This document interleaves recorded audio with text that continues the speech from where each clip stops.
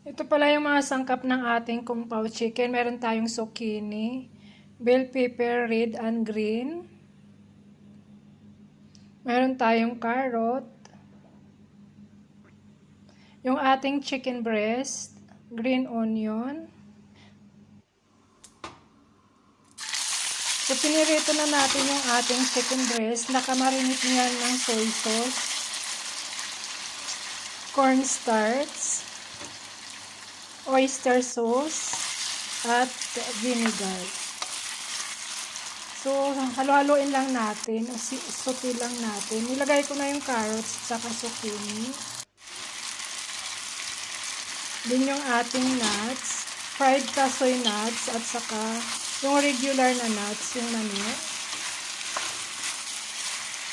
Halo-halo lang, guys. And then, nilagyan ko na ng sauce niya. Ito ay combination ng oyster sauce, sesame oil, at saka yung ating sugar na 2 teaspoon, at yung regular na soy sauce. Lagay na rin natin yung ating bell peppers. Halo-halo lang ulit.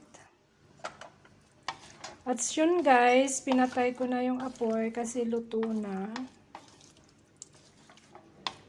Naglagay lang ako ng isang tasang tubig para ito dyan. Yung ating simpleng kung pao chicken. Tapos nilagyan ko na rin ng garnish na green onion. Thank you for watching. Bye-bye.